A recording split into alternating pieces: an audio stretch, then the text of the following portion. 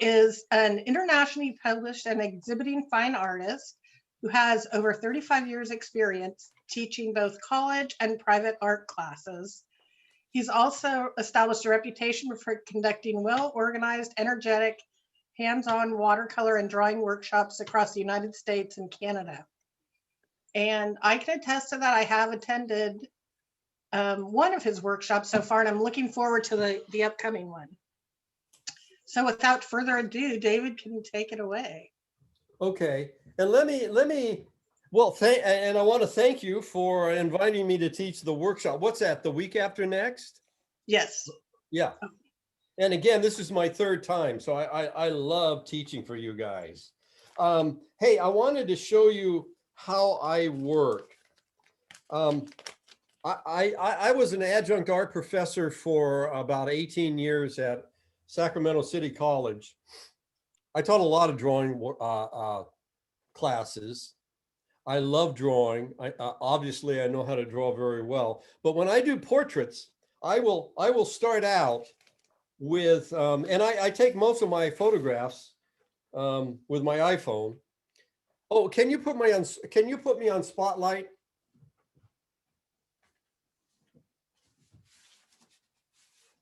Vicki, did you put him on spotlight? I did. Okay.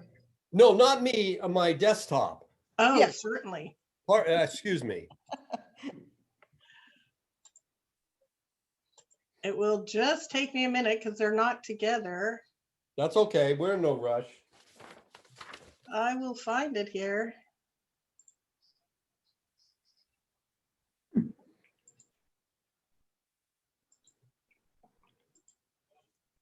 Can't be that far away. Susan, if you see it, let me know. On my screen, it was on the first page. It's like a picture of a portrait, kind of an abstract looking portrait. It's black and white.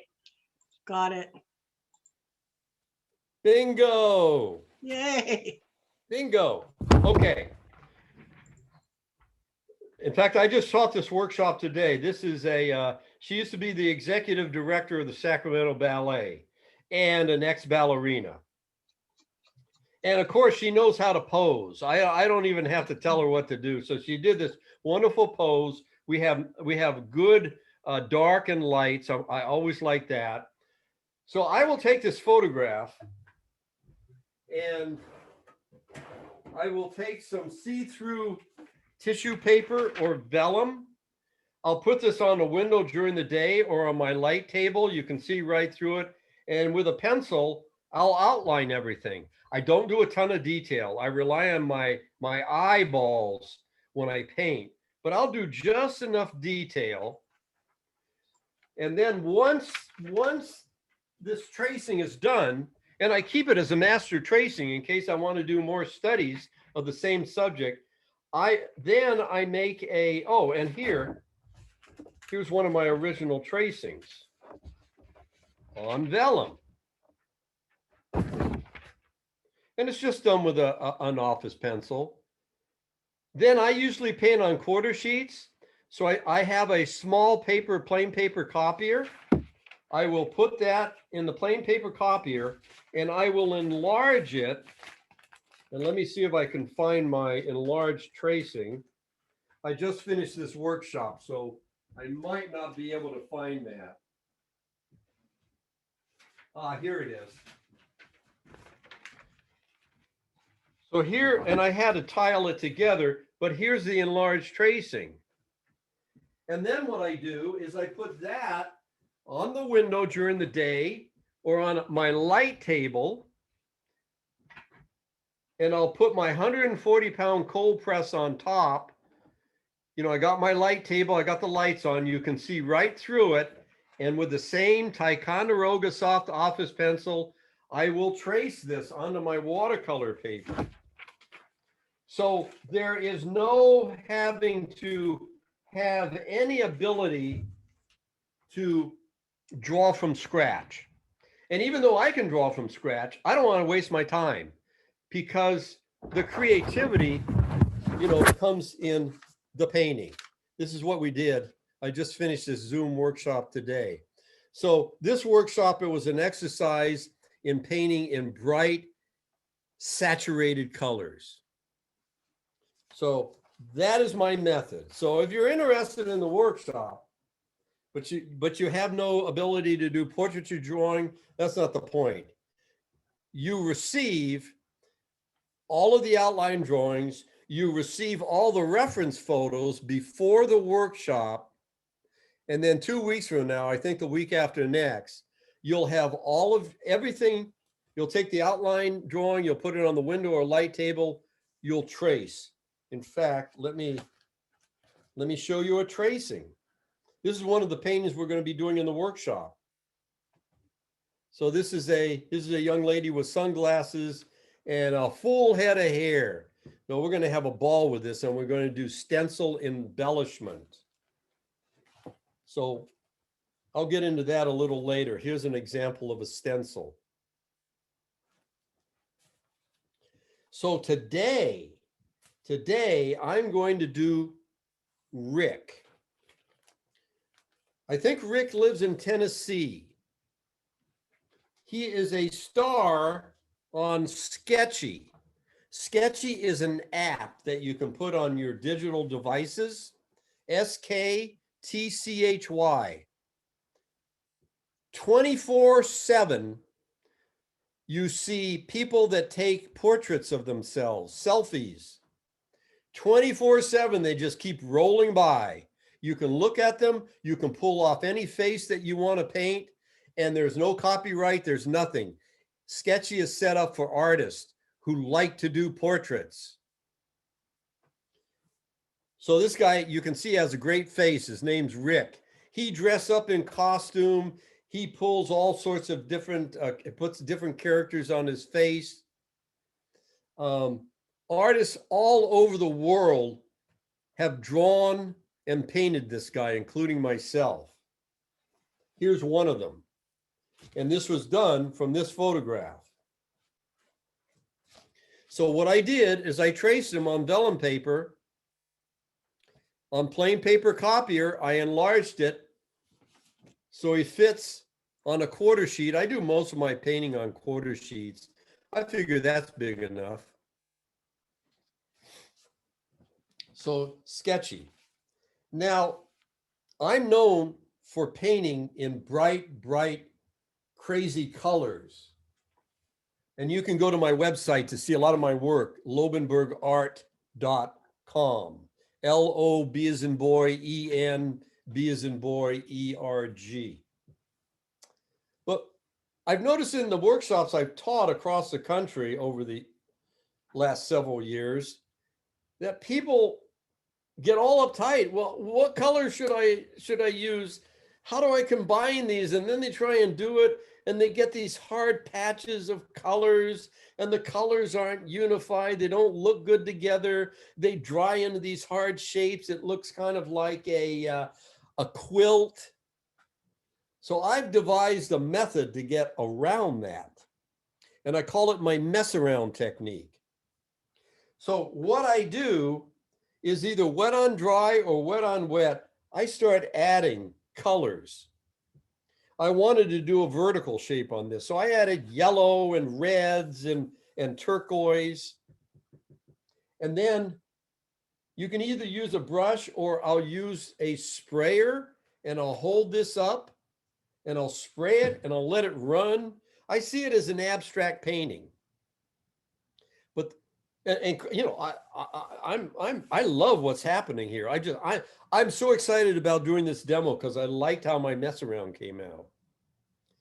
But the thing about a mess around is you cannot go, I've got a few darker values here, but you cannot go beyond mid value, because what I'm going to demonstrate today is I'm going to be painting the facial features from middle to dark values. And that's going to pull out the face from this mess around.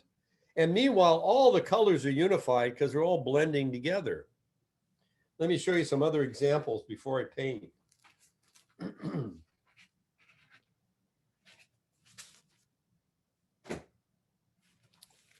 Here's a mess around. real loose. Yeah, I left some highlights, but they're not necessarily in the right spot. But all these colors, except for maybe this blue down here, they do not go past mid-value. So I'm going to be pulling out this face. I'm doing a series of female whistlers.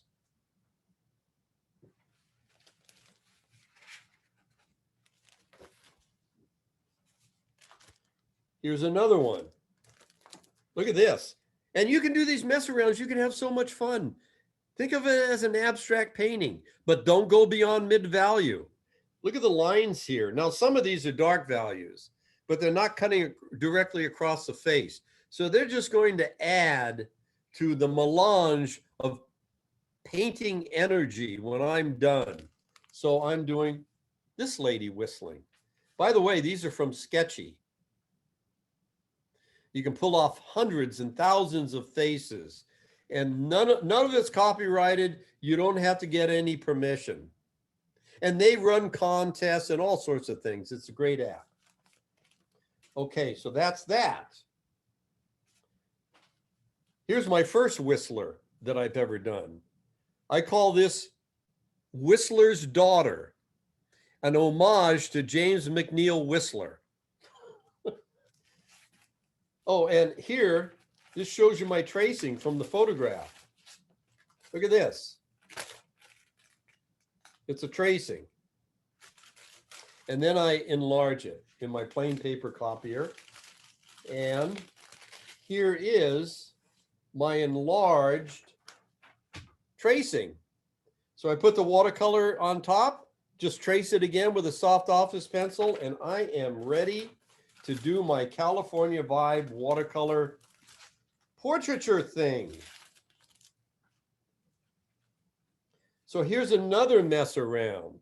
You can see I've done the tracing already. I just went over it with a melange of colors where they're all mixing. I use spray bottles, I use a brush, I get it all. You know, my favorite definition of watercolor is watercolor is the process of controlling the flood. Man, that to me is the definition of watercolor. I'm not one of those watercolorists that like to do photographic style and get all tiny little details. I like it loosey-goosey, but I do capture a likeness. So David, someone asked, do you have an app to enlarge the vellum drawing on a printer, or is it a feature? Oh, yeah. You know, if you want to, if I'm answering your question correctly, I kind of do it the old-fashioned way because I can do it quick.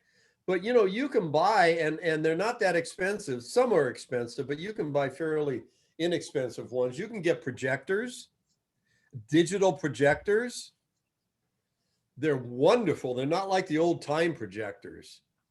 You don't have to turn out the lights in your room. They have LED lighting. You can project an image. You can take it right off the internet, and then you know, maybe put it on a one of those little thumb drives, plug that in the projector, and project that image on your watercolor paper and trace it that way. Is that what you're asking? Yeah, I think he was, the person was asking if you need an actual app, or like, do you just say increase by 20% when you could do the printout? Oh, yeah, and this shows you how many years I go back in time. Let me see if I can find it. Where are you guys? Here we go.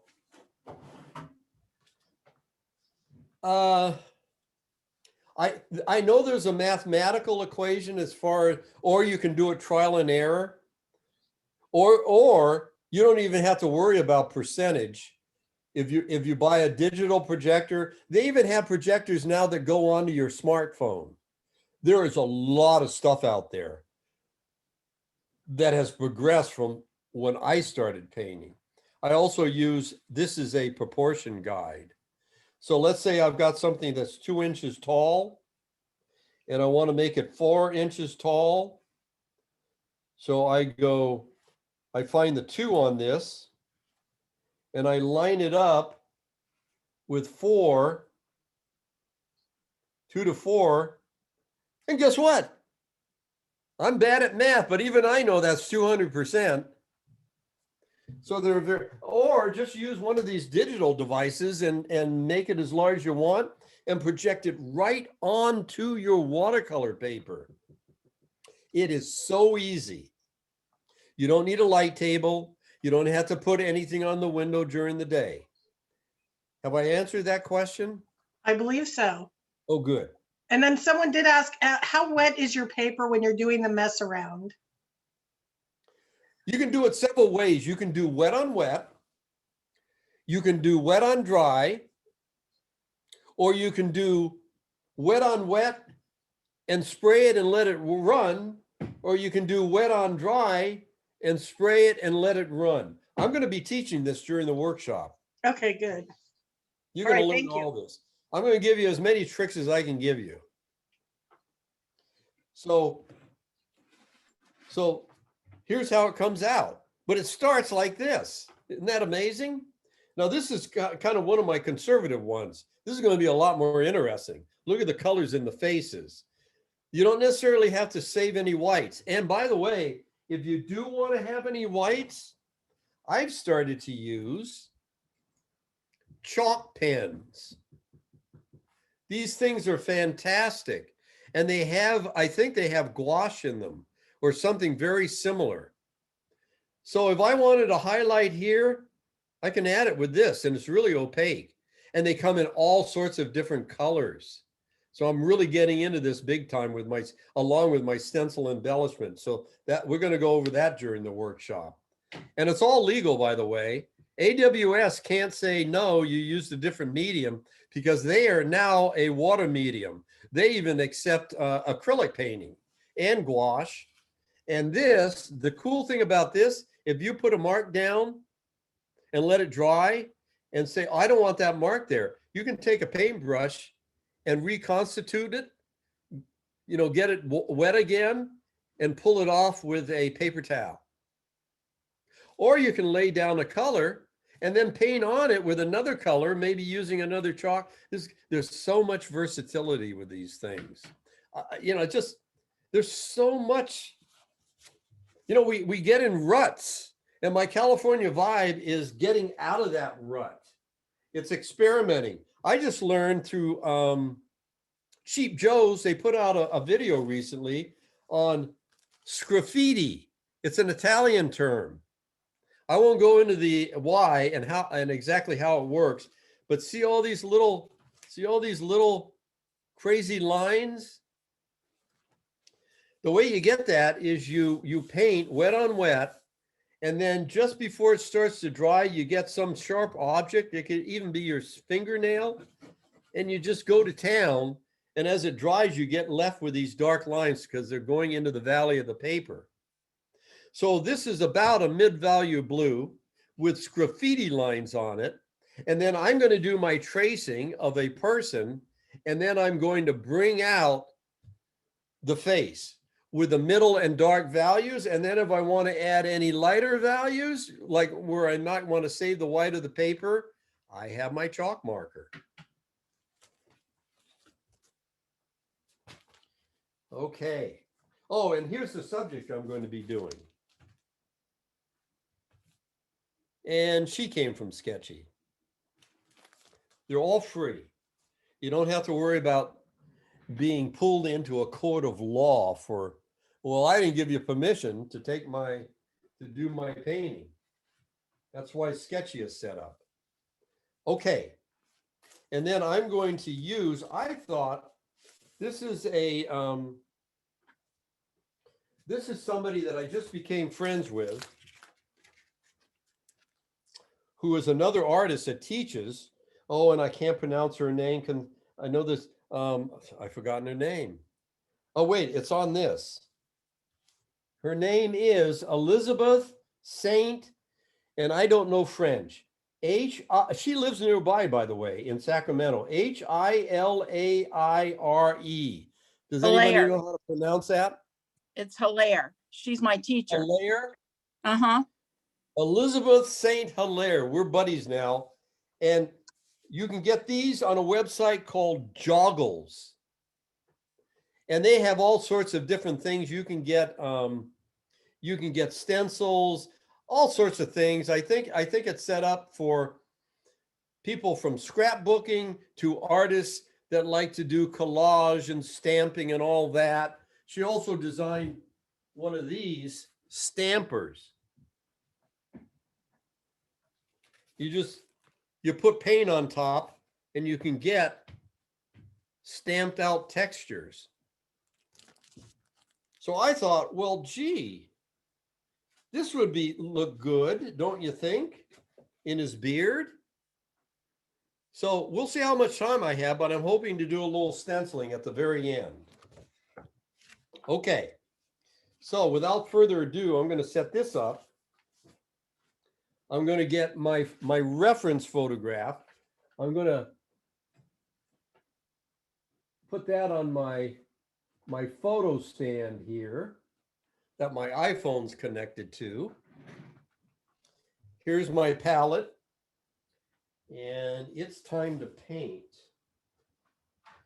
I think I'll start out with a this size brush, kind of a medium brush. I'll also be working with a larger round brush. I also do some paintings just with a flat brush. And I also like to use oval. They're called oval brushes or cat's tongues. I love these brushes. But I'll start with this smaller brush. Oh, and what else do I want to do? I'm going to put this here. I want to see what I'm going to basically copy what I've done in the past. So I'm going to go generally from, well, I think I'm just going to put in the values now. Now I've got all these colors. Those are my basic colors. Now all I need really is one color for the middle and dark values. So I'm going to use Phthalo Blue. I love Phthalo Blue. You know, I never buy green watercolors. Never. Because what's green? It's just yellow and blue. We got blues in our palettes. We got yellows, so why buy green? You can mix your own. And Phthalo Blue will give you a really bright green with yellow. And then if you want to dumb it down or shade it down, just put some cad red into it. You know, you put a complement into any color and it's going to gray it down. So I'm a firm believer in a minimal color palette. And I get my colors from Sennelier. They're a French brand. And the watercolor is called, and forgive my French, L'Aquarelle. I know I'm pronouncing that wrong. So I basically use all of these colors here that you see, except for the turquoise, you can't mix that. I like to use Opera. I like to use Cad Yellow. I like to use like Cobalt Blue and Phthalo Blue. I use 5 colors. Oh, and alizarin red. So I have 2 reds, alizarin red, Opera. I have 1 yellow, and I have 2 blues, Cobalt Blue and Phthalo Blue. And I do most all my paintings, and all of these colors were mixed. That's not a purchased green. That's a green I made. You know, there are my blues, my yellows. Look at this lavender. That's easy peasy. That's just mixing Opera with a little bit of the Phthalo Blue or the Cobalt Blue. So I'm a real believer in minimal palette. And with this mess around, I've already got my crazy colors. So I'm just going to use Phthalo Blue. So let's see what happens. I love eyes. I'm going to go in with the eyes. He's got nice dark eyebrows. I'll start with that.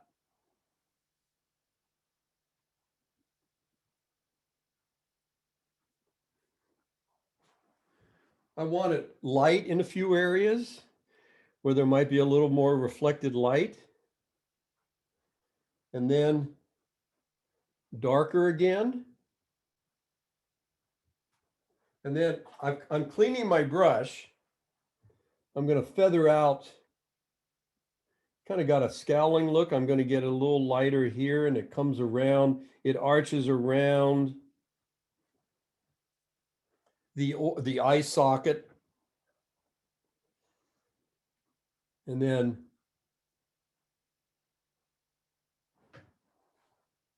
now we're going to get the, I'm just using the tip of my brush. This is the crease in his upper lid. It's dark here. It's very dark here. But in this middle area, in fact, I can make that darker. There. But in this middle area, I'm just going to use a wet brush and join them up because the crease is a little lighter. Probably because the crease isn't as deep in that area. Okay.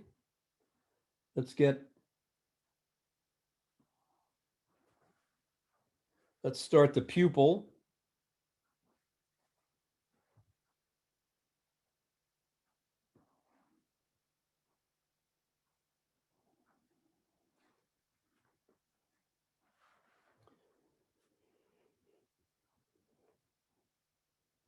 This goes towards the tear duct. And then this side.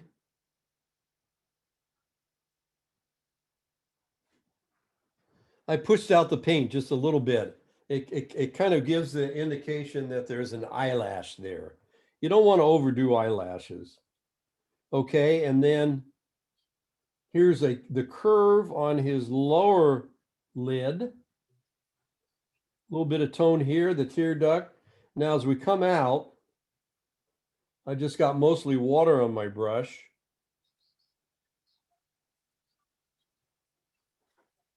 And he's got a little bit of a deep line right there.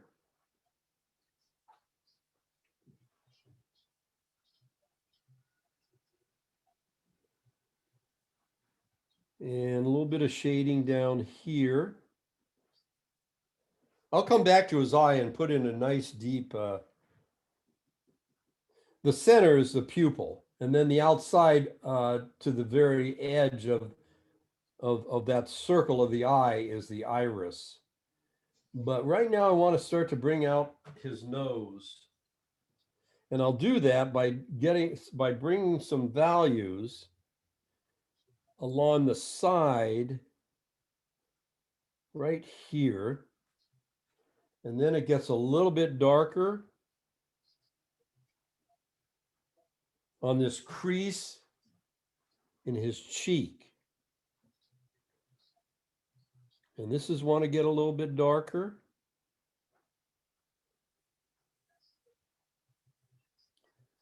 A little bit darker right here. Okay.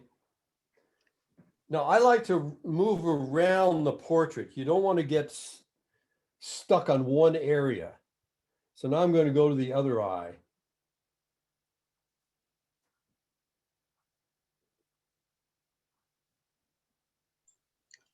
David, when you put the mess around colors down, the yellow, red, and blue, were those planned? Where you were going No. to put those? Okay.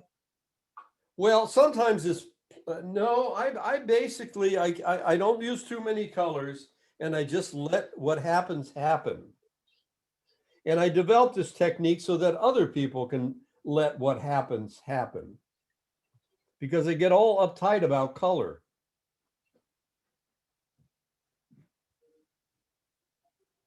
And this gets you out of that. This breaks that mental barrier.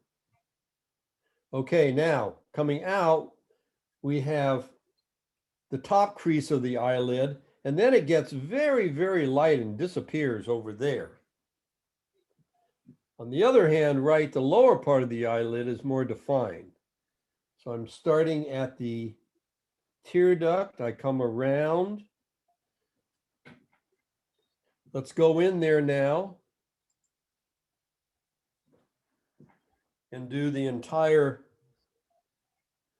pupil and shoot. What did I call that outside part of the eye? Iris. Sometimes I forget my technical terms. Okay, and then that comes around like so. Now, before this is even dry, I'll take a wet brush and pull some of this out.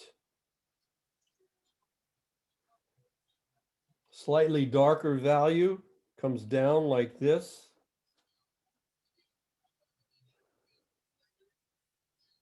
There. Someone's asking, if it's possible to see your reference photo while you're doing this so they know what you're talking about. Yeah, you know, by golly, that's a legit question, isn't it? Yeah, let me do that. Let me just finish up this eye here. Oh, I see what's happening. We got this coming down like that.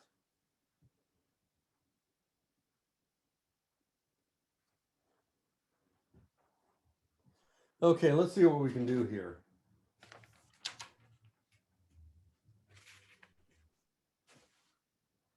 I think that works. Perfect.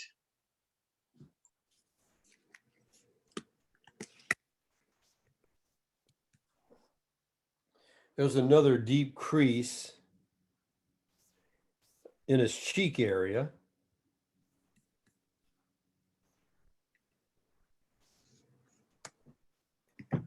So you can see his eyes are starting to emerge. But I don't want to work on his eyes only. I want to see how everything starts to come together.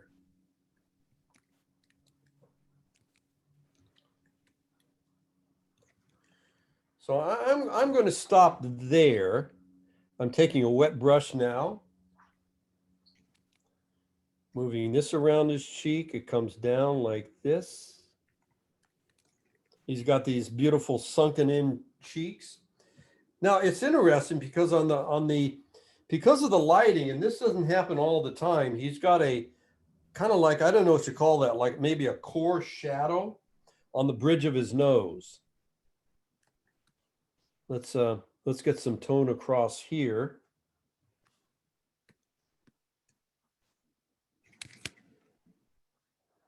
Now let's get that, what I call a coarse shadow. I'm kind of making it a little darker than it really should be. We'll see what it looks like. I guess you call that artistic license. And then nice and dark right here. Okay.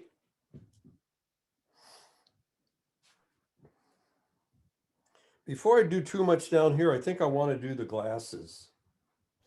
What the hell? Let's do I'll add one more color. I'm going to do green glasses.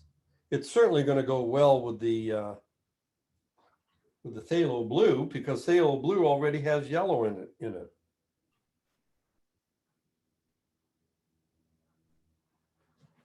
Okay.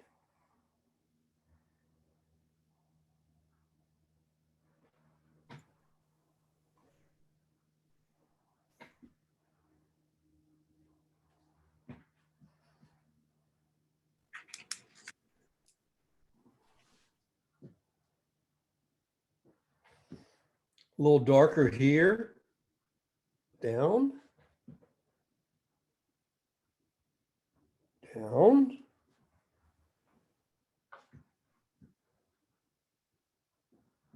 I'm going to just use some phthalo.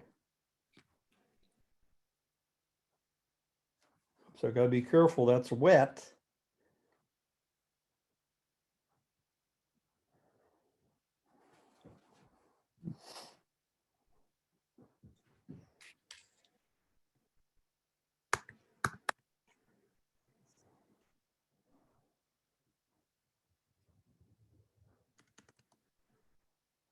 Ah, love it, love it. I got some dry brush. That's what I was going after. Isn't it fun when things work out? You never know with watercolor. But that's part of the charm and challenge. And then, let's see. right here. I want this real light, kind of out of focus. And then it gets darker again, right there. Okay. And we have a shadow on his forehead. I think we can stay with phthalo on that, but not very dark. Right now I'm mixing up a puddle of color that's got about the consistency of tea. Lots of water, not too much pigment.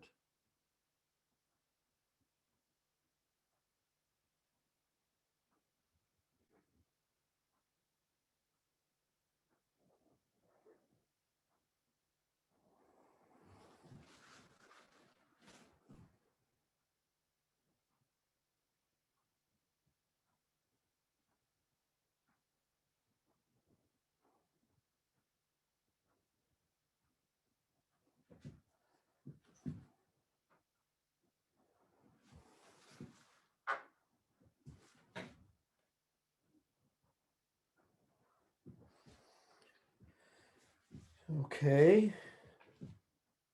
Got another deep crease there. And a little crease here. I love these creases. Gives the face character. Oh, look what I forgot. How about a little shading there, a little darker value here. And I'm going to put some here, here.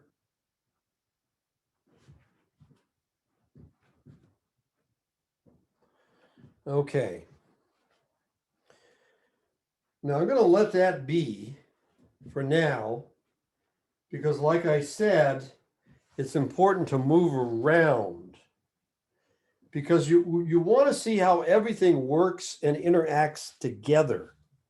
You don't want to become myopic on just one part of the face. And really, this holds true with anything that you paint, whether it be landscape, still life. So I'm putting in a dark color there. And later I'll come back with the nostrils. I'm running out of paint, so let me get some more paint on my palette.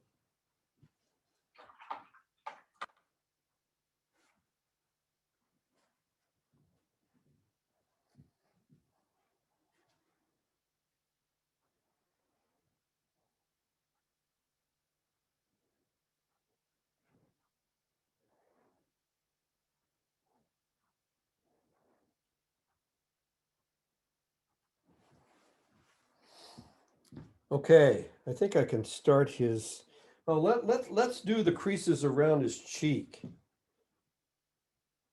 Right here and here around his cheek and nose.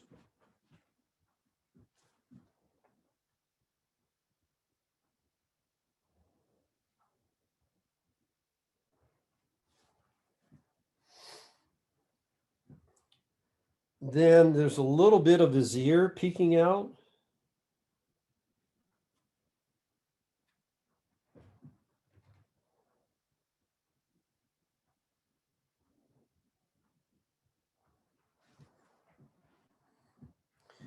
Now we can go with some really dark, and I'll come back to the nostrils, but I'm going to get some nice dark color for his mustache.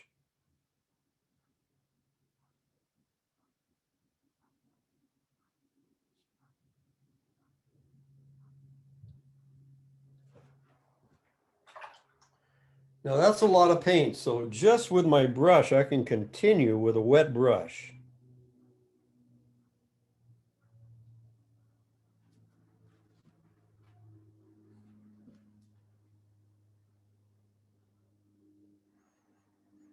Feather it out a little here. Feather it out a little here. Gets darker.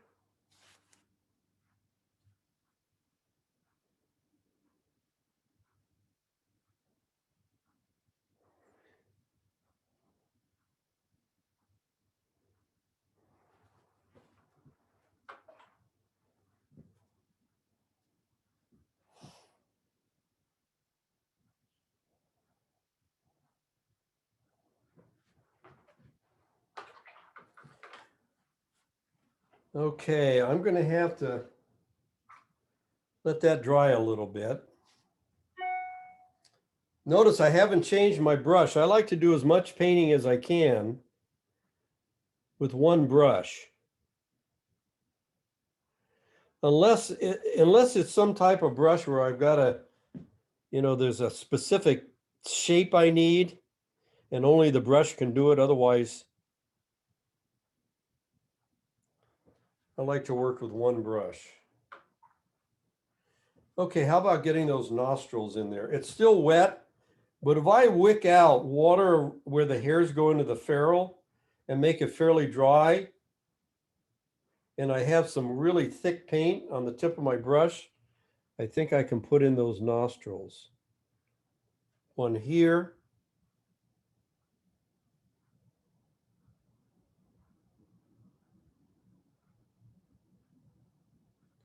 And one here.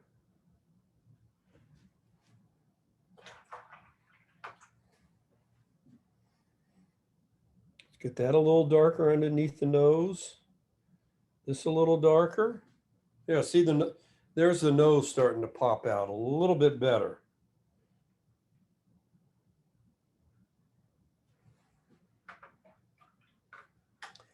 Now, if I want, I can lighten the tip of this nose a little.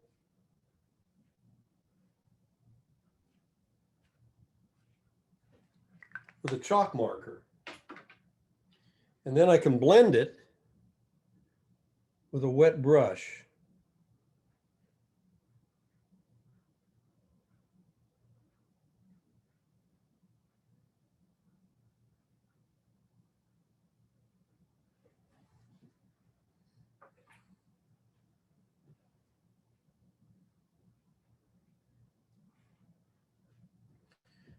Okay.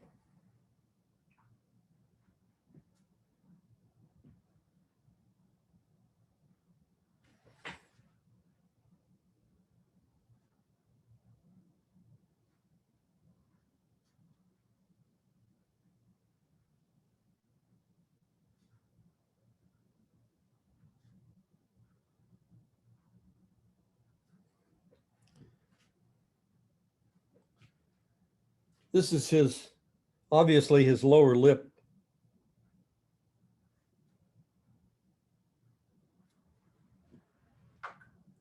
By the way, when I'm painting, I don't paint things. I don't name anything. I just like to concentrate, totally concentrate on shapes. I need a bigger brush. I think I'll use a flat brush because I've got a large area.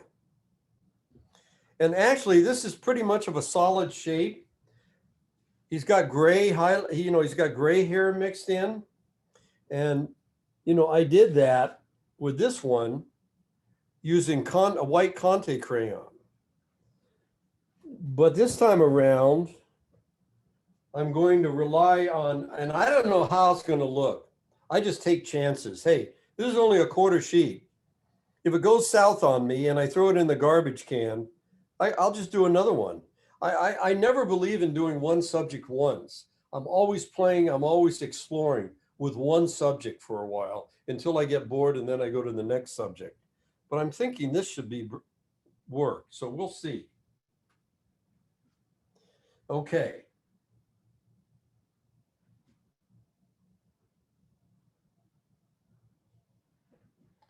Now, I don't want a flat dark shape, even though it's that way in the photograph.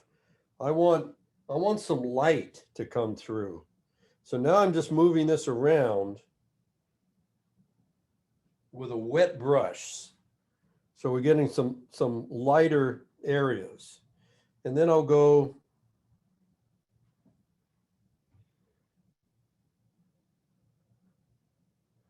I'm going to go up to the ear for a little bit.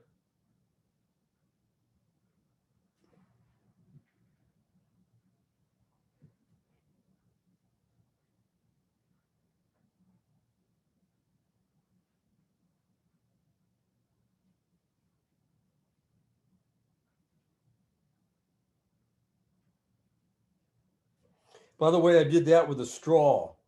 I had a little puddle of water, and I work with, I love these because you can reuse them, these metal straws. So I'll go down and I'll give a quick blow, breath of air, and I send out these, I call these spider legs. They just add visual interest and excitement to the painting. Now we want to go carefully around. He's got these beautiful sunken in cheeks.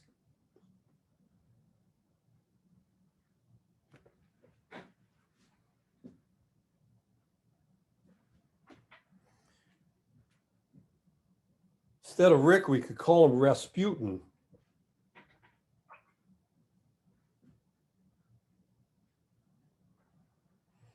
Getting some lights in the beard. I don't want it flat dark, because then it looks like I've cut out a piece of construction paper. You know, on hair, you're always going to get some highlights. Light reflects on everything, snow, hair, you name it.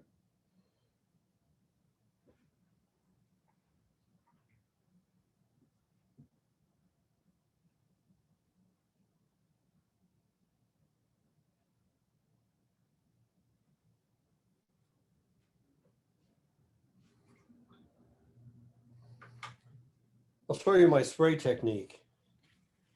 Just a little bit.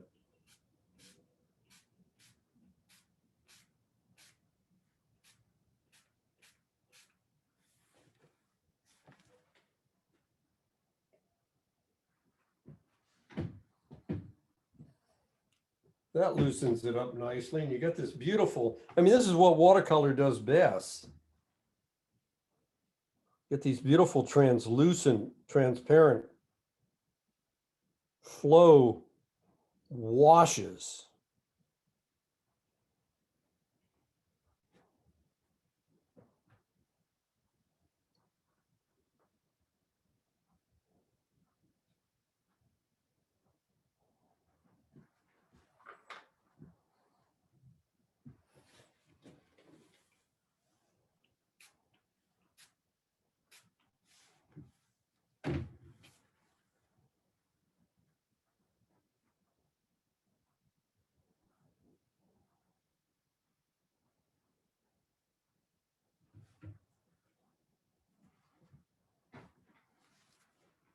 So you can see his head starting to emerge.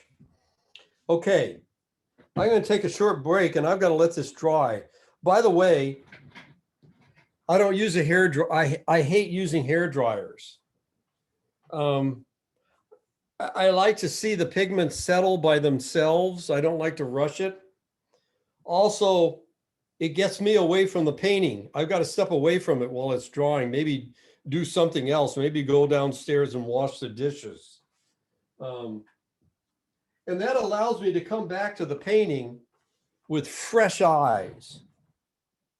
Because, you know, and I'm sure you've all experienced, you can get so much into it, you really start to tire, and you make poor decisions. I can see right now I'm going to have to go back to those glasses and darken those up a lot more. I'm happy with what's happening with the beard. Maybe I'll do just a little bit more. I'm not afraid. I like to move the brush around. To me, that's part of painting. You know, a painter I really admire, an old Dutch painter. You should you Google him, Frans Hals. He was painting at about the same time as Rembrandt, also a fantastic painter. But the difference between Rembrandt and Frans Hals, Rembrandt painted it, I mean, he did dramatic lighting. Oh my God, just beautiful. Frans Hals wasn't into that. He was into showing the texture and the movement of the brush a little more. In fact, a lot more. You should check him out. He's one of my favorite Dutch painters. Let's feather out the bottom of the beard.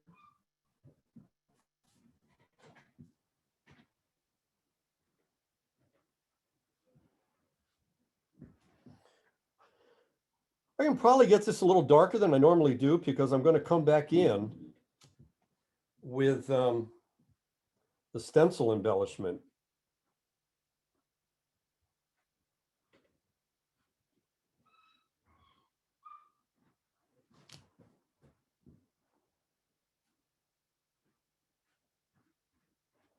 Trying to get the flow on his beard, you know, the way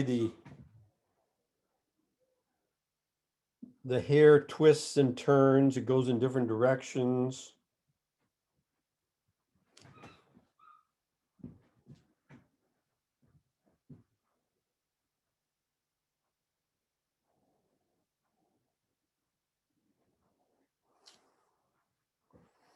Okay, I'm going to let that dry.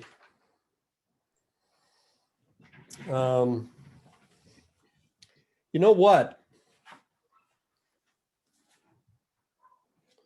There's absolutely no reason why I can't paint something upside down the same as right side up. Because all I'm doing is I'm painting shapes. So I need to concentrate on the shapes. So I'm going to come in here. I want to get those pupils in.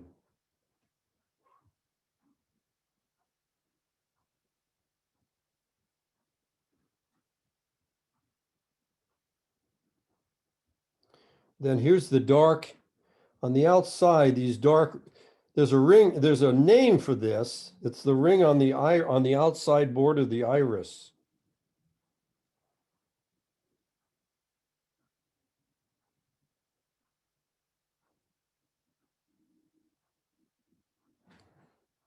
Okay.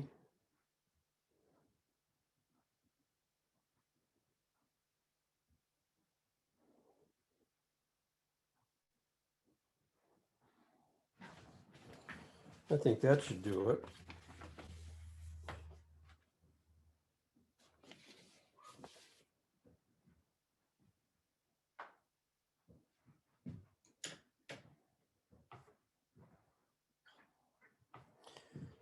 Now let me continue with his beard.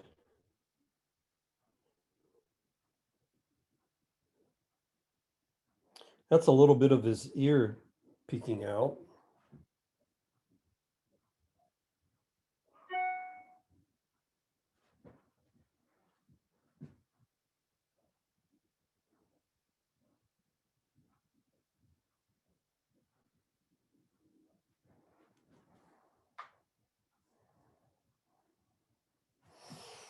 I'm going to lighten up his beard right here and blend it in with the rest of his ear. And I think I'll lighten that up a little bit.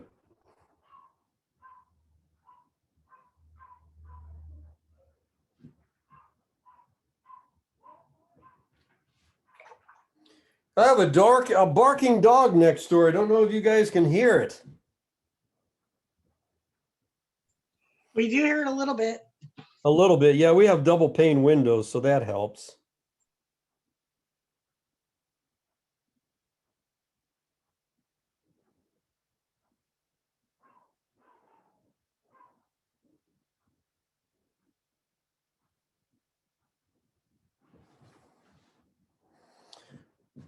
Kind of looking like Rasputin. Now I'm going to pull off a little bit of paint because I made his pupil a little too big.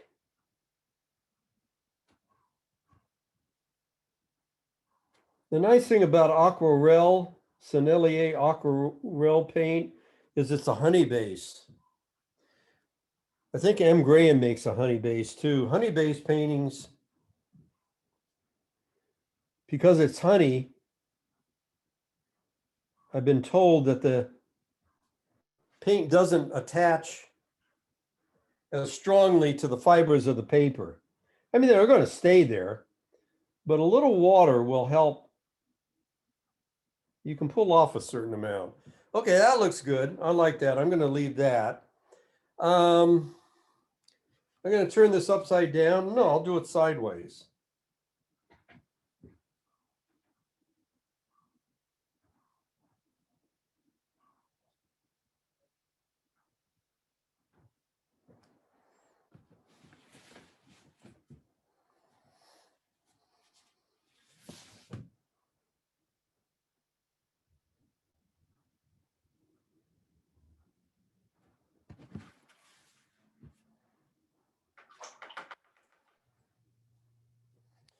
Got a little paint here. Let's see how that's going to come off. That's good enough.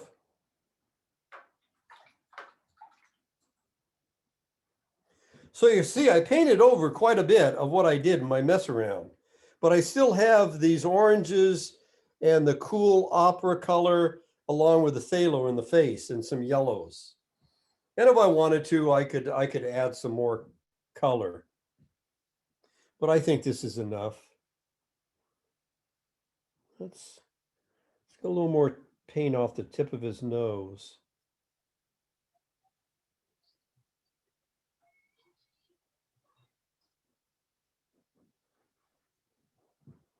David, the reference photo got moved and someone's asking to have it back. Thank How's you. that? Perfect. Thanks. In fact, you know what? I can get a little more room here. I'm only using half my palette. There we go.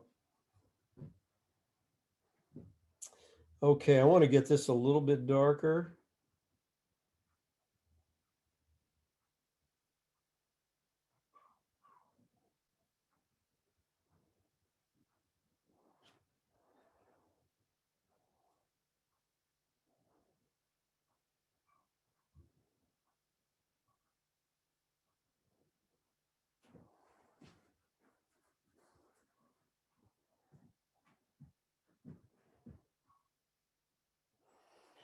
I want to get his eye darker right there before it goes underneath the lower lid.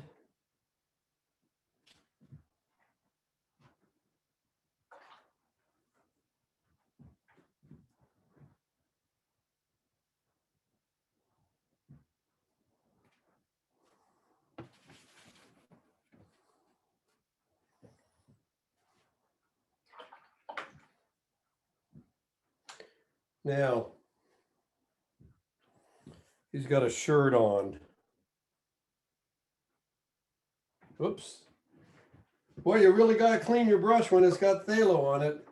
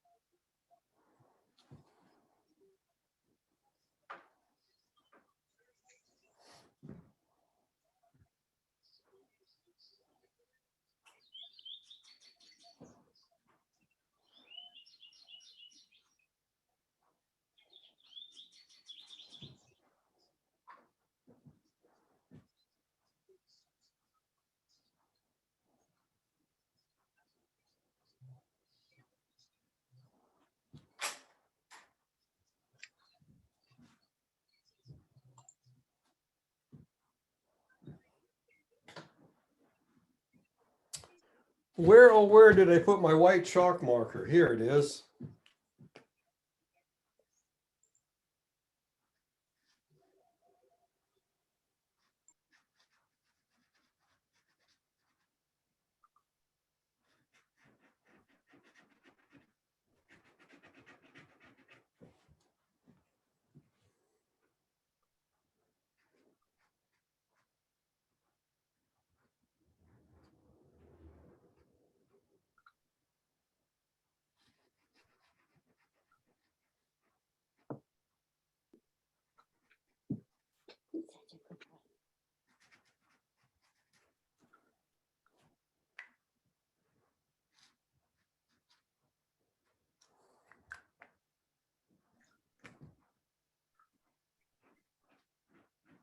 Is the area you're working on wet or dry? No, right now it's dry. And with the chalk markers, you want to make sure it's dry because if it's too wet, it clogs up the marker. It may Gotcha. eventually start flowing again, but it temporarily clogs it up.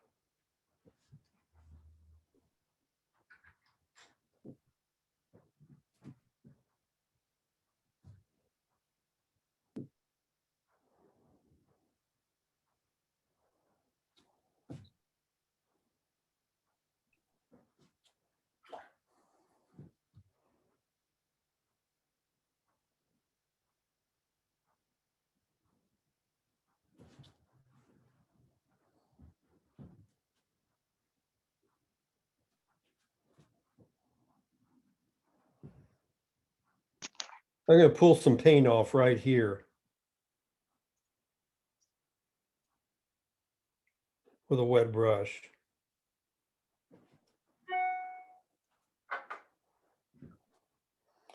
And I want to get a little green on this side too.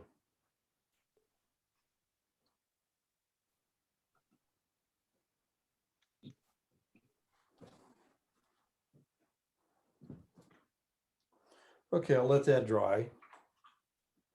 Oh, and he's got got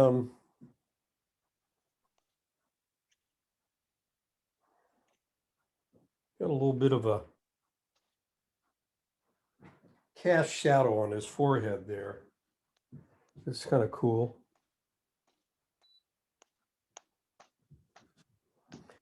And another one over here. Oops.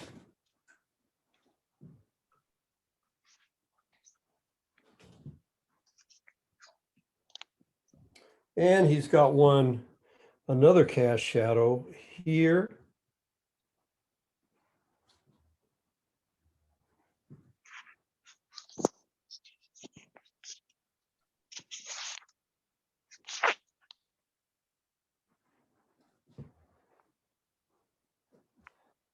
There. Okay. I think I'm going to keep the background white. I'm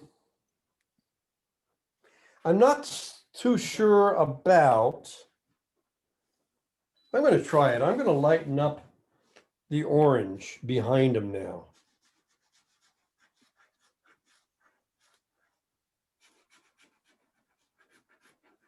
I won't cover all of it.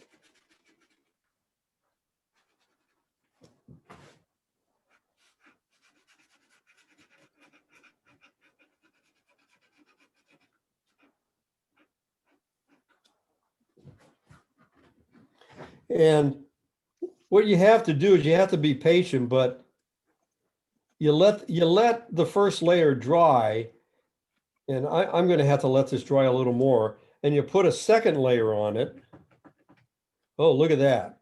I really got it going now.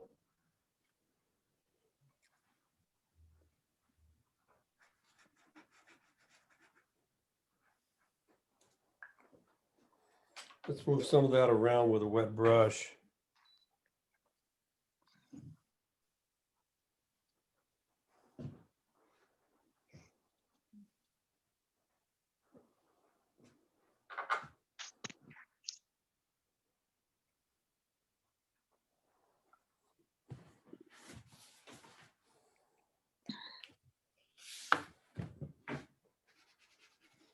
So the interesting thing about this technique is as you paint and as you evaluate, you come up and you make aesthetic decisions and change your direction a little. So I just wanted to get rid of, let's get this going. There we go. That really gets it flowing out. Look how beautiful that is. It's going to dry a little darker, but not much. And I'm leaving a little edge of orange, and I'll soften it. So we'll see what that looks like. But that kind of pops out, that contrast pops out the dome of his head a bit better. So David, someone's asking, why not just lift the color? Is it quicker or easier with the chalk markers? I think the reason why I do it is it's a lot quicker. Now, the other way to lift, and I'm going to do it with the stencil, is you use, and I'm sure a lot of you have know about this, you use Mr. Clean Magic Eraser or original. It's got to be original. The later, and they still make this. I get this at Amazon. I got boxes of these, but they also make Mr. Clean with chemicals in it. You don't want those. Now, I don't know if these have chemicals, but it's very minimal. How they work, I'm not exactly sure. I'm sure somebody who's viewing now might have a better idea. But if they're not original, they get kind of sudsy, and you don't want that. You don't have that sudsiness with this. Okay. Well, now I normally don't do this. Let's take about a 5-minute, well, maybe even a little less. I'm going to dry this beard. I want to get it bone dry because I want you to see the stenciling embellishment. And of course, that's going to be part of our workshop. It's so much fun.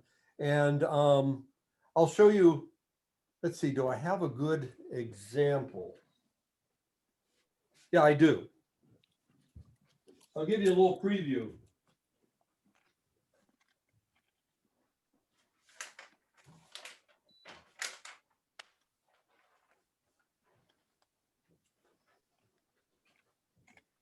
Let me put this aside as it continues to dry. There.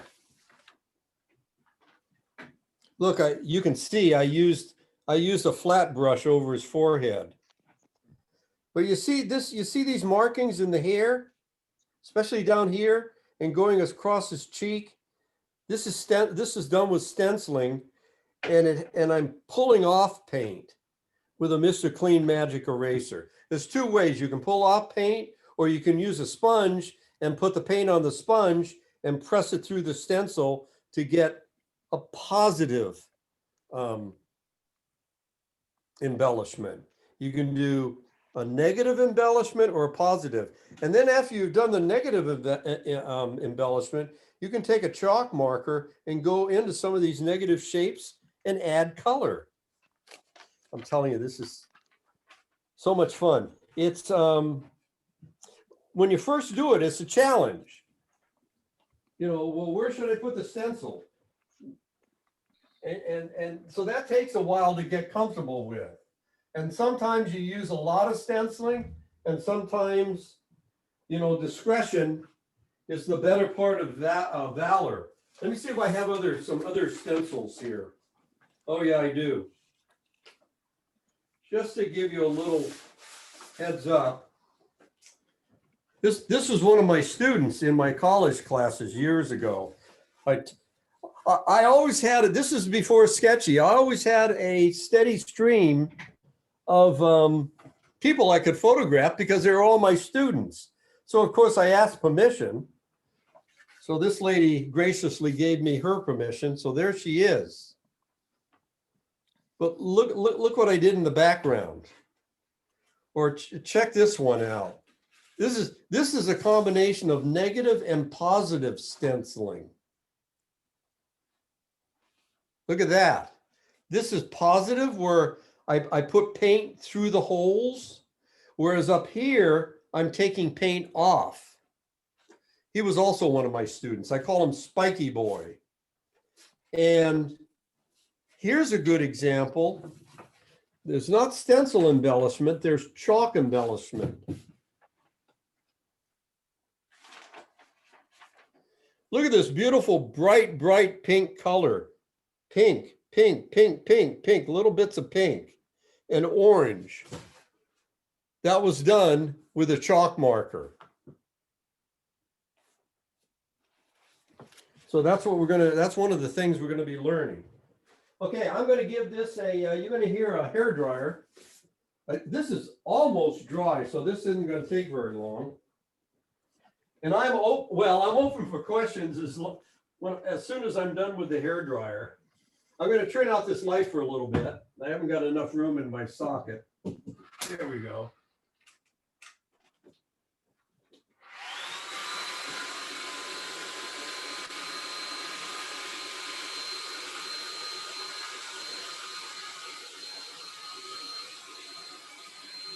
So I hope everyone can hear me. I'm hoping you're all inspired by this, and maybe some of you will join us in the workshop that starts on the 22nd, I believe. Yeah. Hey, you can see something. There you go. How's that for visual excitement? It's perfect. So anyway, I hope we do still have room. I hope some of you will join us on the 22nd. 22nd, 23rd, and 24th, 3-day workshop.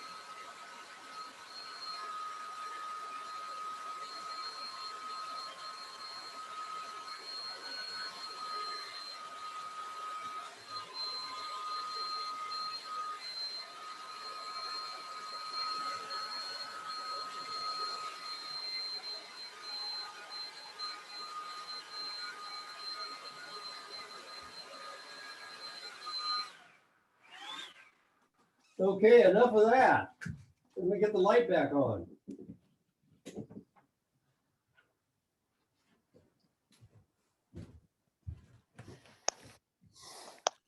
Okay, light, do your thing.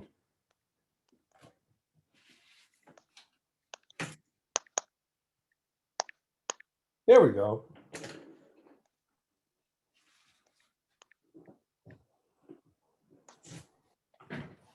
Okay. I don't need this palette in the way. Let's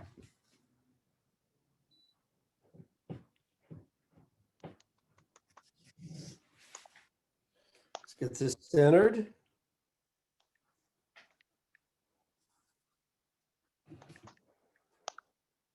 All right.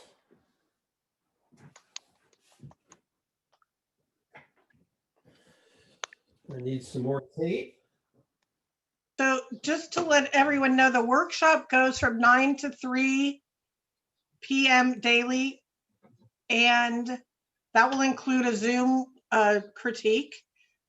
It's for 3 days, and you do get to keep, we'll give you a link to the workshop to all the people that join that you can keep for 30 days after the workshop ends. I love those videos. I love Zoom videos.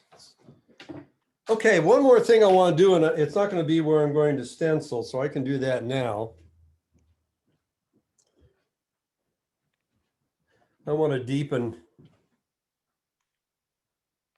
little bit deeper there.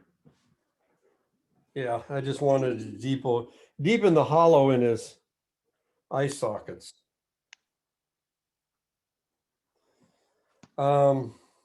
Okay. So the beard's nice and dry. Is it dry? Yeah, it's dry. I even dried some of this. Look how white that still is. Chalk eraser. Okay. Now, oh, I hope this works. We're going to find out. Well, at least you'll see how the stencil works. I'm going to go in. I guess just put it on like that. And I'll tape it right here. I don't want it to go, I think that should work. I want to be able to lift like this and see how I'm doing. Okay. Now. Oh, here we are. It's not easy doing a Zoom workshop and a demo at the same time. I got stuff all over the place, but I'm finding it. Okay, so magic eraser, they come in squares like this. I like to break them up into pieces. You know what? I want to protect the edge of the beard. I don't want to see any of this go into his shirt. So what I'm going to do, it doesn't have to be real precise. I'm going to tape off and protect the shirt a little bit.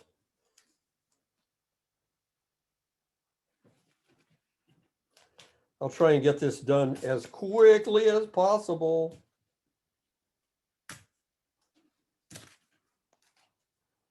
It can be very rough, like that, all the way around.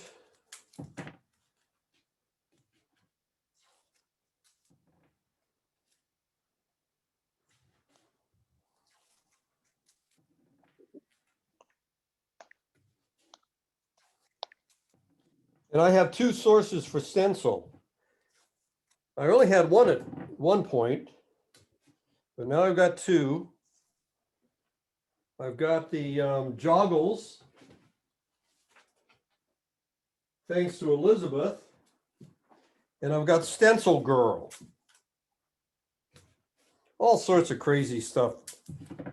And stencils run between, I think Stencil Girl, the big stencils are about, I don't know, $11, $14, maybe a little higher. Joggles is the least expensive. I think they're only about, they got a sale now. I think they're less than $5. Pretty nice. For a starving artist. Okay, I'm going to put this on top. Oh, wait, any other place I don't want to, no, I don't want any on the face. I mean, I could run a little on the face. It wouldn't hurt. But I'm going to try it without going there. That's good enough.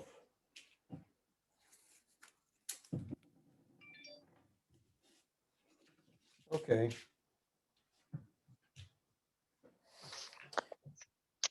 Let the stencil embellishment begin. Got to have lots of paper towels. Oh, now let me show you how this works if you've never done this before. You take a piece of Mr. Clean Magic Eraser. By the way, there's another brand, I forget, but there's another brand exactly like this that you can get at Home Depot. So you dip it into the water, and then you've got to squeeze every ounce of water out of it that you can. So you can feel it's still moist, but there's no dripping water. I'm going to do several. Good muscle hand exercise.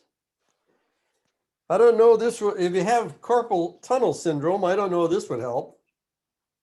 Probably not.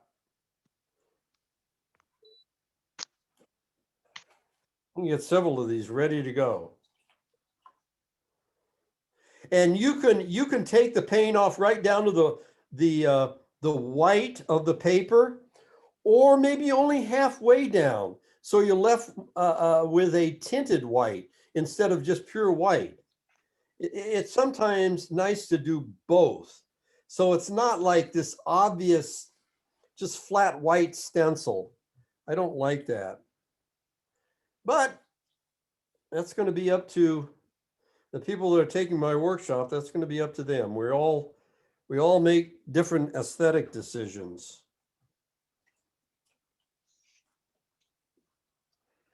I mean, you really got to get the water out of these. You don't, obviously you don't get it all out, but you don't want any dripping. There.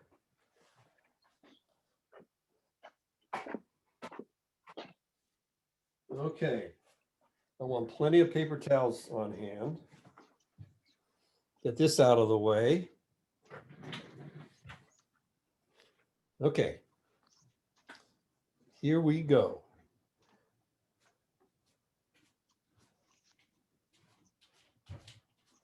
See how it's coming off? You have to keep moving this around to clean spots. Otherwise, once it's dirty, all you're doing after that is you're applying the paint back to onto the painting.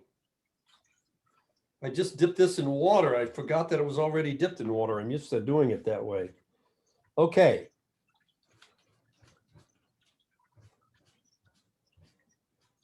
Now I'm scrubbing it just a little bit.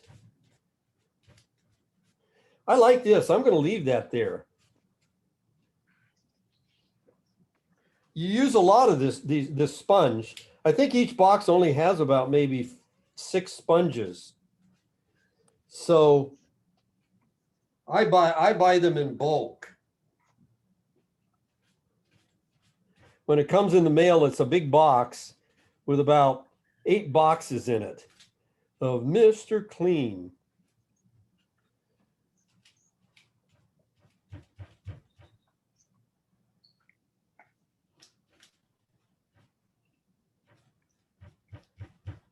David, someone's asking if the stencil is made of plastic and is it reusable? That is an excellent question. And I thought about that when I first saw somebody. Now, I saw somebody use a stencil, but it wasn't on any portraiture. And I thought, whoa, wait a minute. This could be great for portraiture. So anyway, I asked them the same question. And no, it's made out of plastic.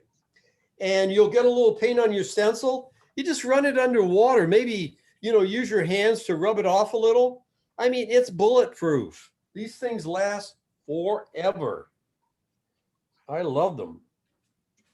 Thank you. Yeah. Now I've done a little light here. A little more here. Okay. Should we take a peek? No? Yes, absolutely. Okay. Let's do it. It took me a minute to unmute. Oh, okay. Yeah, and there's also a little bit of time lapse, isn't there? Look at that. Wow. Now we got all this blue tape around, so it looks kind of funky. But I think it's going to work. See, look, here's a lot of white showing through, but then look, I love it the way it fades into the dark color. I love the way it kind of emerges slowly out in a bright highlight and then goes back in. And look, look how dirty I'm getting blue on here. Don't worry about it. People also use this with acrylic. And you eventually get a certain amount of patina on it, but acrylic dries. Once it's dried, it's plastic. It doesn't hurt the stencil at all. But watercolor, no problem. You can get as clean as a whistle. We watercolors are so clean. One of the most difficult mediums to use, but it is clean. As long as you don't use your mouth to clean your paint brushes.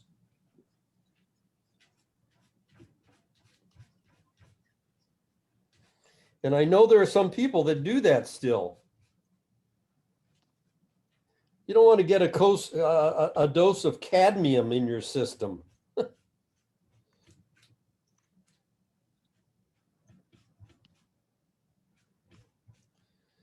Okay. I think I'm almost done. I'm going to do a little more right here. While you're doing that, there was a question earlier. One of the items on your material list is the atomizer, which I think it was an optional. If someone doesn't have one, it shouldn't be a problem, right? No, you don't even have to use the atomizer if you don't. Of course, these things are everywhere. They're so easy. You could go to you can go to CVC. You could go to your local pharmacy and buy something that's got some liquid and just pour it out, clean it, and use it as a spritzer. Look at this old thing. This is a kitchen spritzer.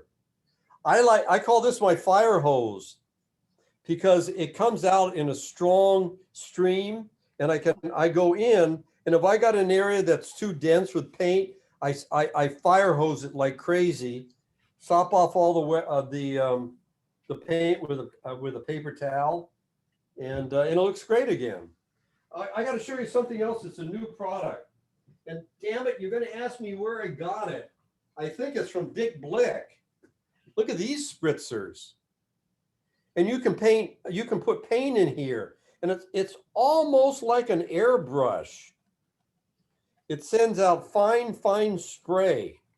Boy, it'd be cool. It'd be very nice on a hot day to spray yourself with these. It's only about $8. So I'm going to start to play around with this toy next. I even use syringes. I use these. And I'll shoot out water. It comes out high pressure. And I can almost do graffiti like with the stencils, line work. I mean, my vibe style is it's expressive color with expressive ways to apply paint to paper. But outside that, anything's fair game. And I learned from some of my students. Like I learned this stencil technique from a student in Florida. Okay, any other place? Let me take a peek. I don't want to go crazy. Oh, I think I do have to do a little bit here.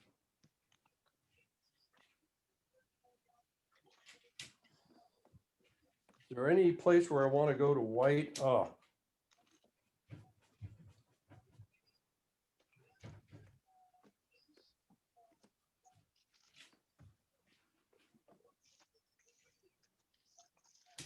And a little bit here. Okay, I think that's enough. I'm going to stop there and unveil it. So yeah, we kind of have a dirty, although not too bad, but I'll just throw this underwater and clean it up. It's only plastic.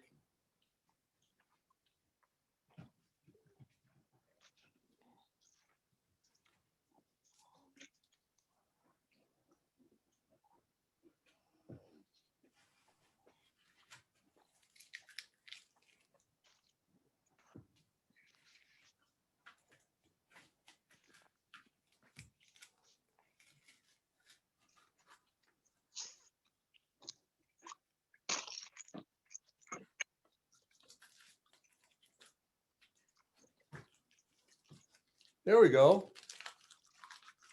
Isn't that fun? And then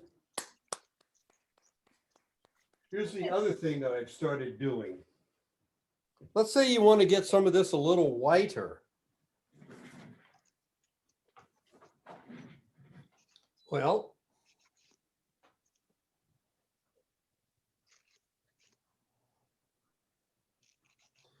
just use the chalk marker.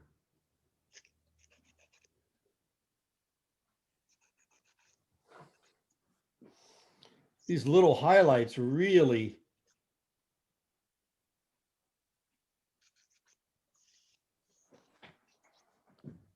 pop it. Look at that. Look how that's coming out. I think we need one right down here.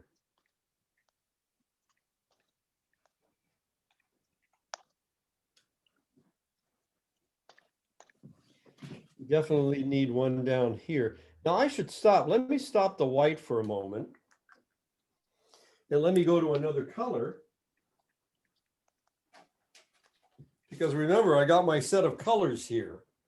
These are all chalk. Did I show these? No. This is, there's all sorts of manufacturers. I like Arteza, A-R-T-E-Z-A. I get this from Amazon. So, yeah. Let's add a little orange in the mix. How about right here? I got to get it going. There we go. Look how bright that.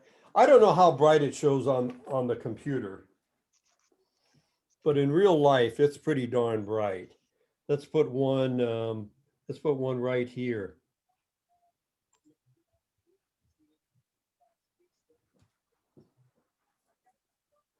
Or, you know, once this dries, I can put it directly on white and it will be even brighter.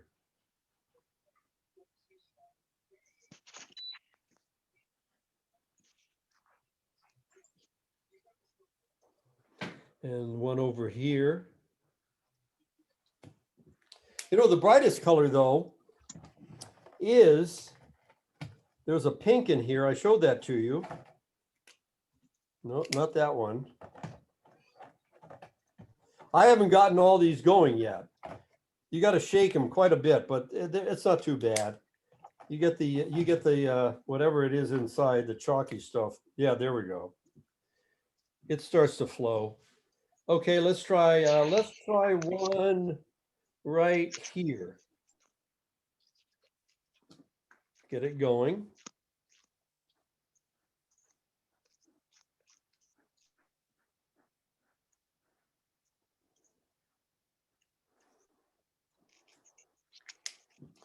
Now, what if I put a little white on top?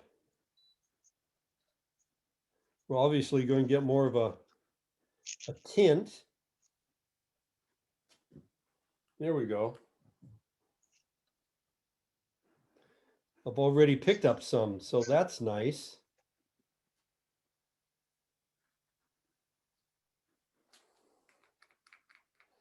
Now I'm back to white.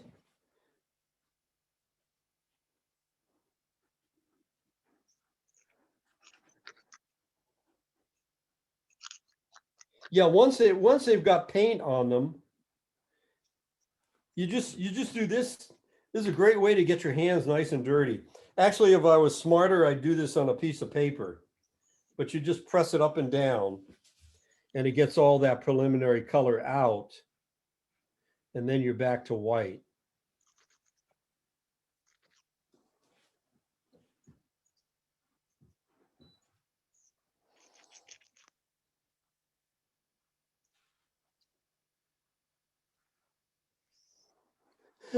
And here's the funny thing, you can mimic a stencil when there's nothing there. Look, this is an empty area. Watch this. I'll come in.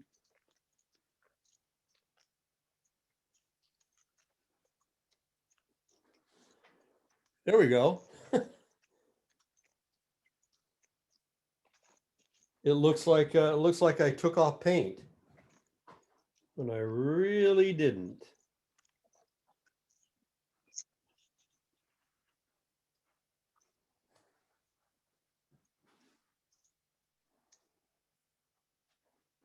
Now, I wonder if I have yellow. And then I'm almost done here. I think you guys are getting the idea. But I wanted to try one more color. Here we go. I want to try it on this white. Oops.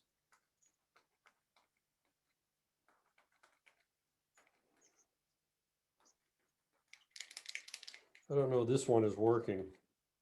Nope. Not going to cooperate.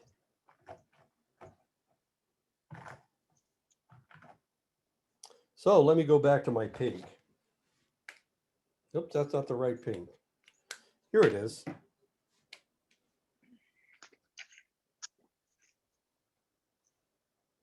Or I'll start pink here. Like I said, this is water soluble. And then I'll take a brush and go to the edge and pull it up. So there's a transition in value. In fact, I want to do the same thing here.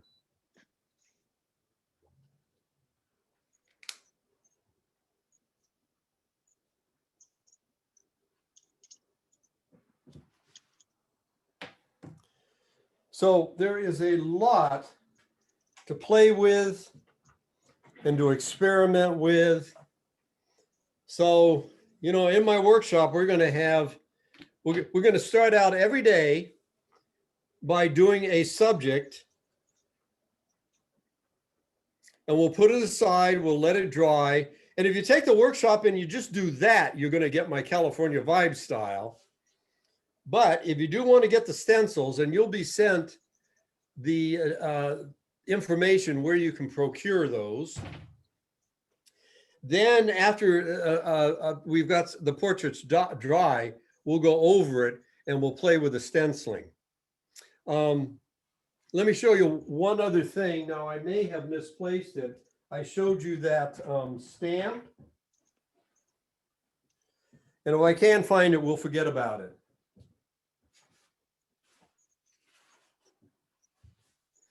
I've got too much stuff. In fact, I am, oh, no, by golly, here, I found it. Let's just put some pattern in his shirt. And let's do a subtle pattern. Let's do orange. We'll see whether this works. So we're going to, this is, I believe this is foam rubber. And again, these were all designed by Elizabeth, and they sell at, keep forgetting the name, Joggle.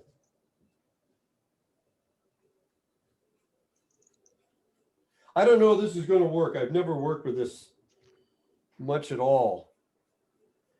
So I'm going to find out. We're all going to find out.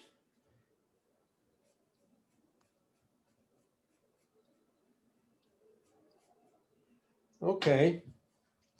Oh, and you know, I don't want it to go into the beard. I'm just going to do one side. And I don't want it to go into the beard. So now I'm going to put the tape on this side.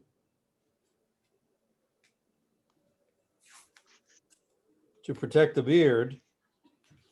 You can also cut out sheets of just regular paper. You can get real precise with paper and then just tape it down.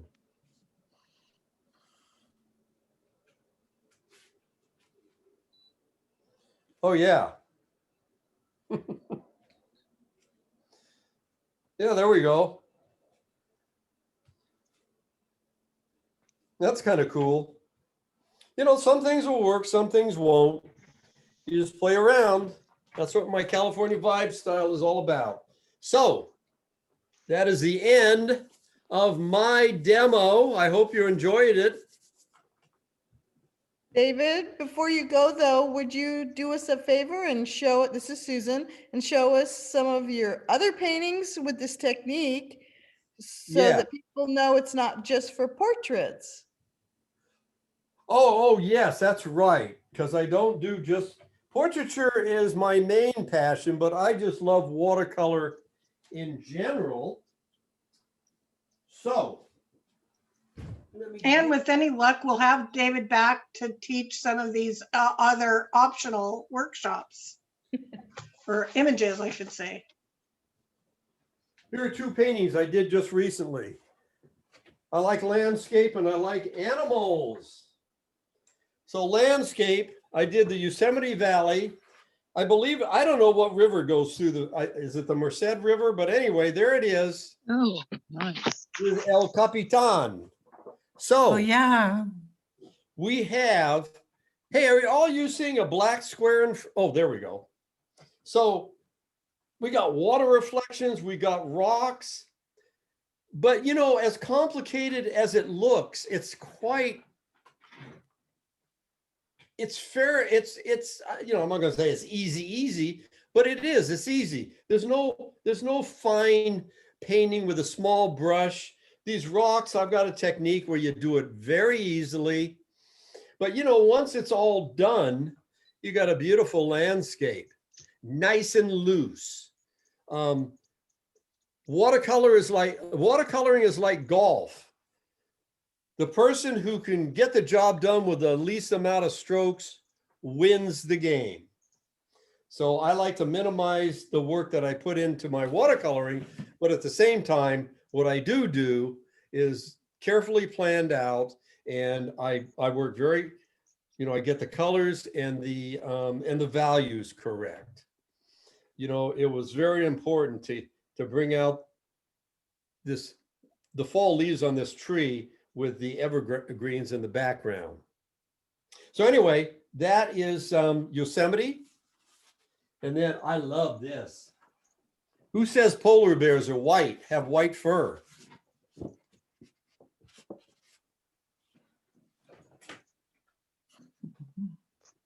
Here we go. That's just beautiful, David. Let me get this out of the way.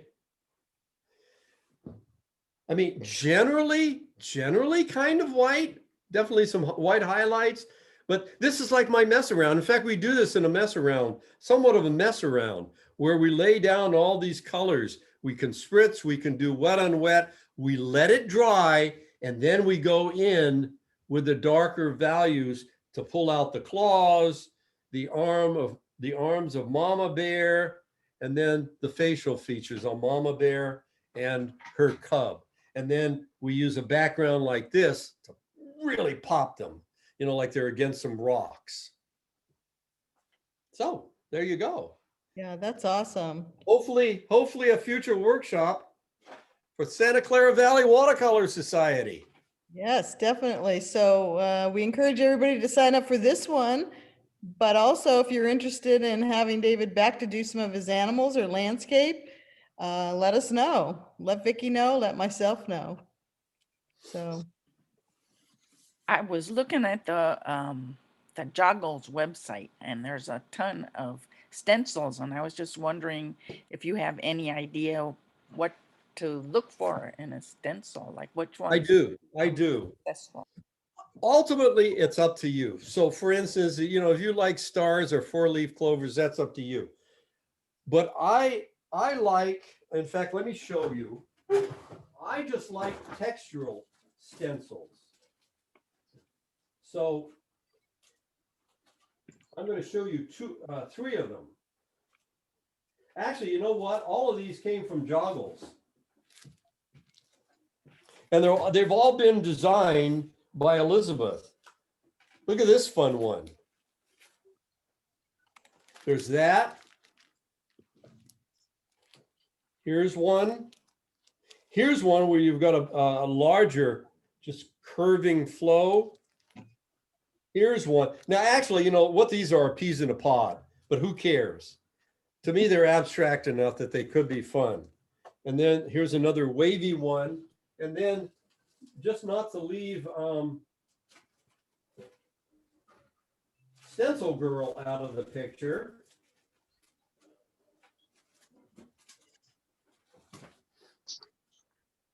Here's a pattern. Let me get back. Can you spotlight me again? Am I already spotlight? Yeah, right now I'm spotlighting your table.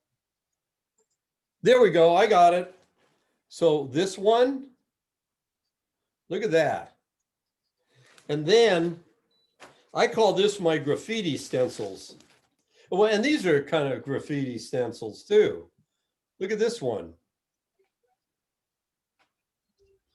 In fact, this is the one I used for this. You can see this line of circles? There it is. Some straight lines right here. Here it is. So yeah, so to answer your question, I personally like to use just textural line work. You know, I don't want to see any birds. I don't want to see, you know, a row of camels. I just use it for textural embellishment.